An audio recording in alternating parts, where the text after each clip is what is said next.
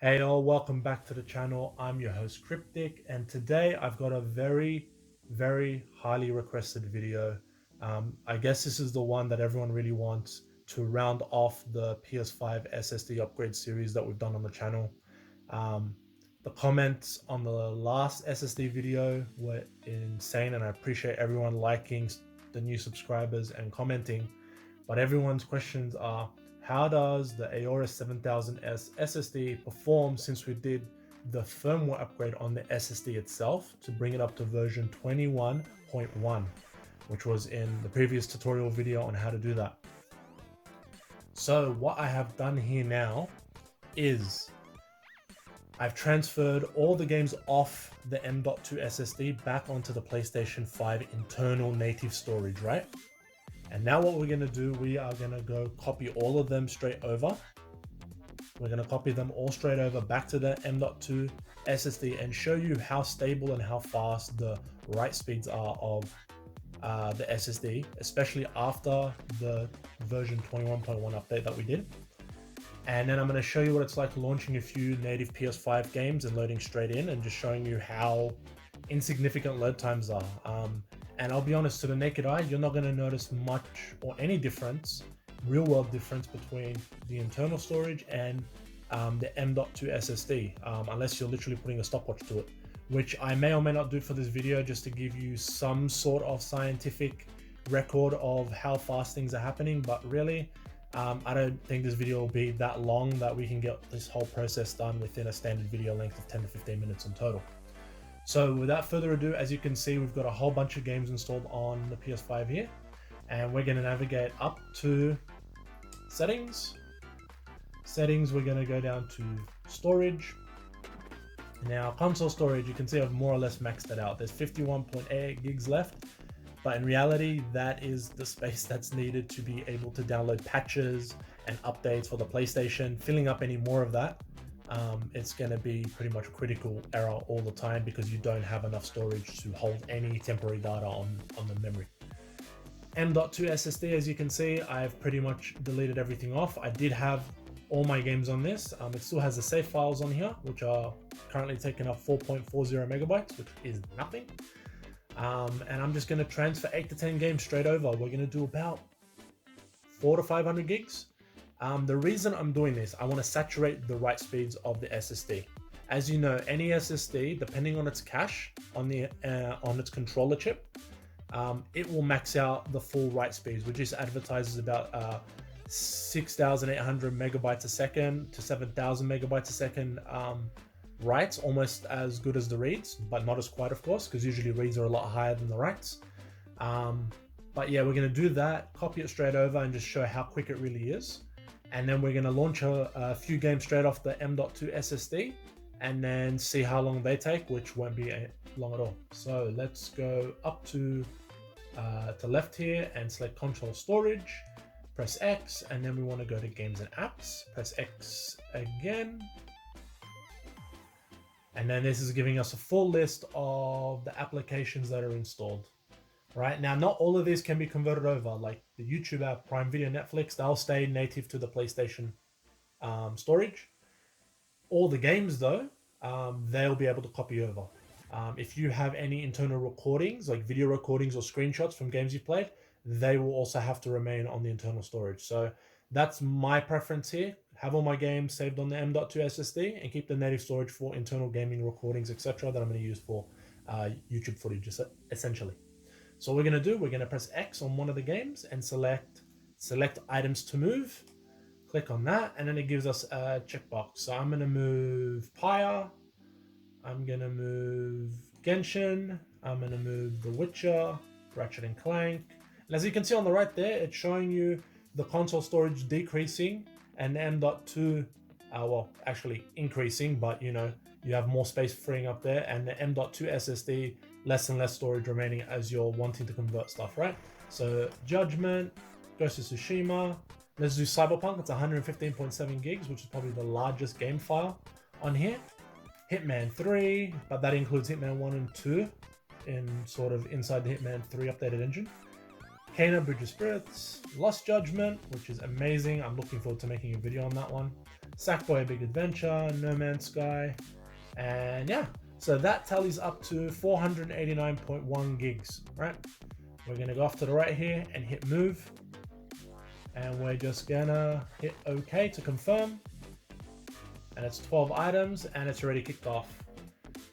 If you've tried moving anything from any other storage onto the PS5 native SSD, the write speeds are atrocious.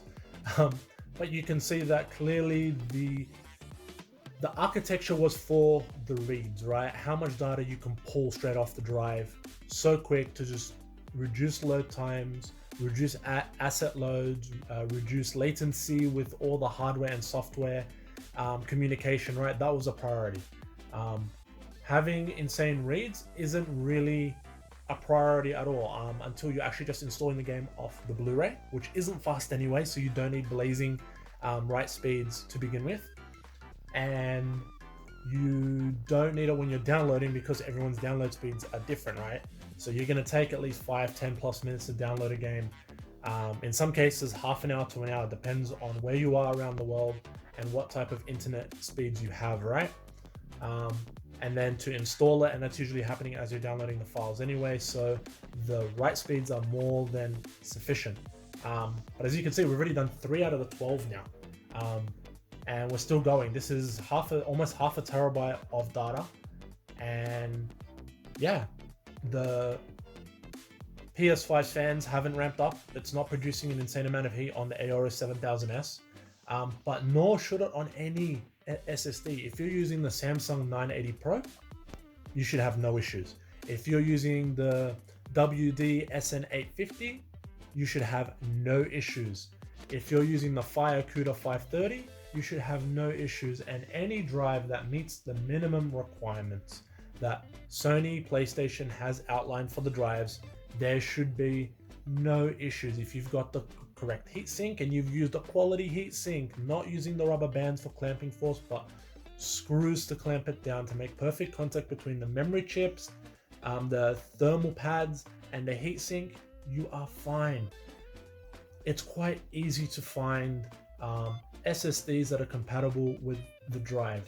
The drives that are compatible with the internal drive of the PS5, which is what Sony's done. It needs at least 5.5 gigabytes of sequential read speeds minimum, right? Because they don't want any bottlenecking or anything. If a developer wants to max out the performance on the storage for the PlayStation 5, they're not going to be bottlenecked if you put, a lower spec drive. That's why they're not recommending it. Sure, they might work, but just follow the drives, the specifications for the drives.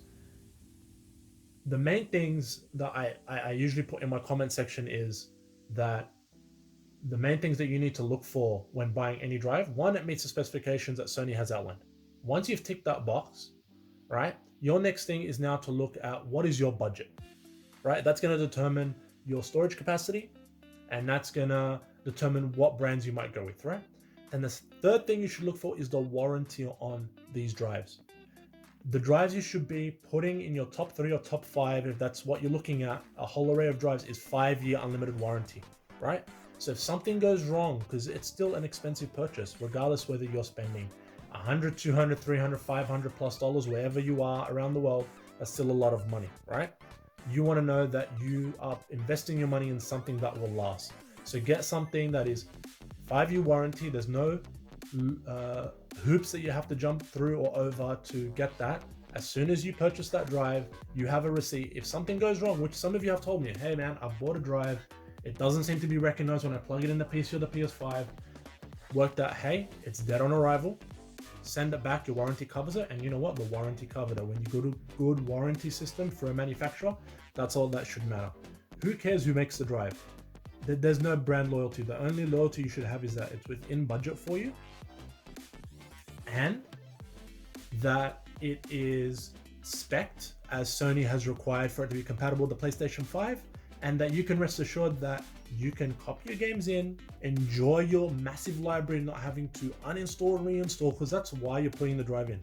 People say, oh, what's the point? How many games do you play all at once? Well, for me, I'm usually playing around 2 games at once, and I alternate between them so I don't get burnt out, right? The usual games I like playing are quite long, 50 plus hours in length usually. I like to do as many side activities as I can before I move on to something, which is fine. Sometimes I want to return to those games a few months later. That's a lot easier than having to uninstall and reinstall because I'm running out of storage, you know? So everyone has their thing. But as you can see, it's been what, a few minutes now, and we've already done 7 out of the 12 games. This is insanely fast. But you guys got to remember, once you max out that cache, initial cache, the speed of the transfer does normalize and go down.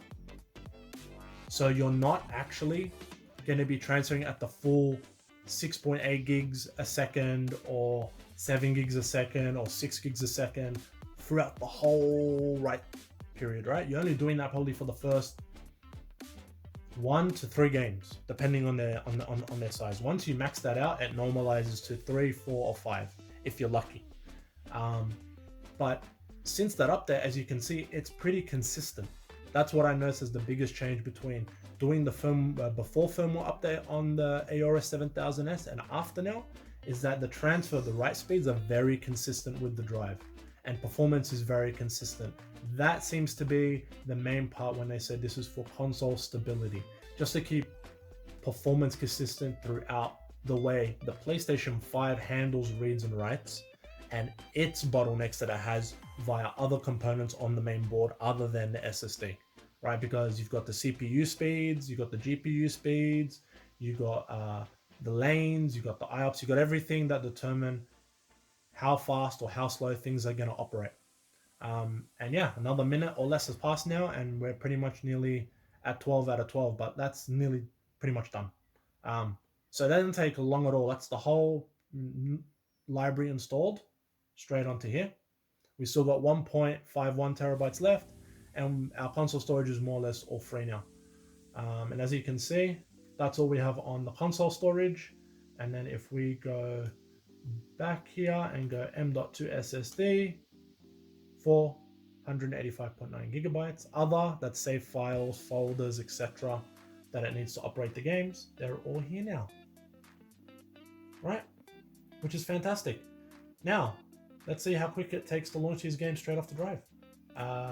Here's one. Let's try Lost Judgment. Ramp up there because that's running off the disk.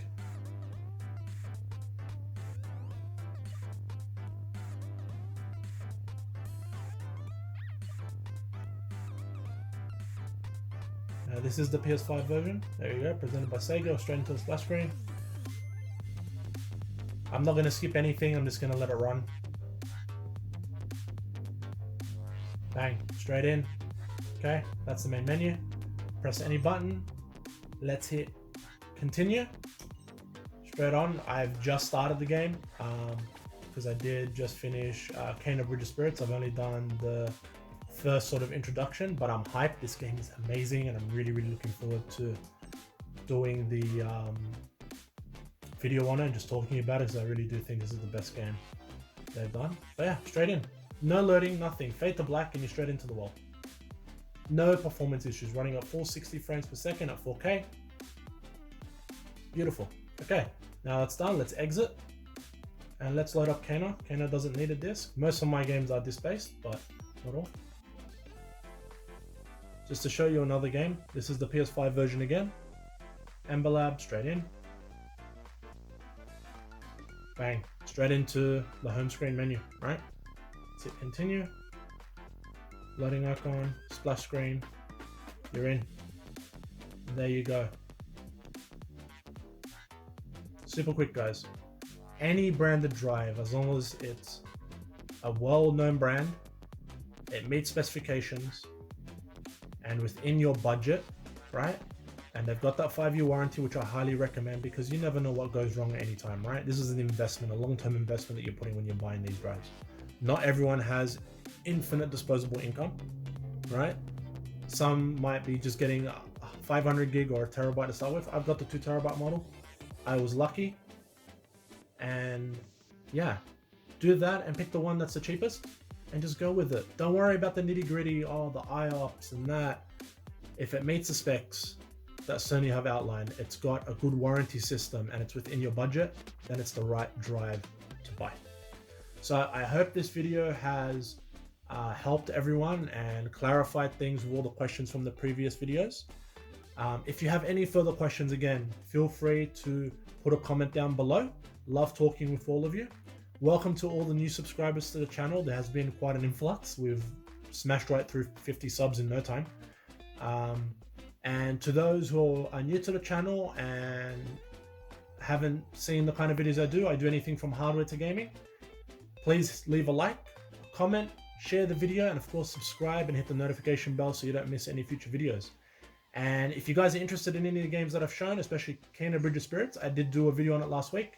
I could see that the hardware stuff is more popular than the gaming stuff. It's just the way the algorithm is working. But yeah, go over to that video and watch it. And yeah, I think you'll be pleasantly surprised, especially in a game that it's a developer's first game. But yeah, that's the performance of the drive, guys. Hope you've enjoyed it. I will catch you in the next one. Take care.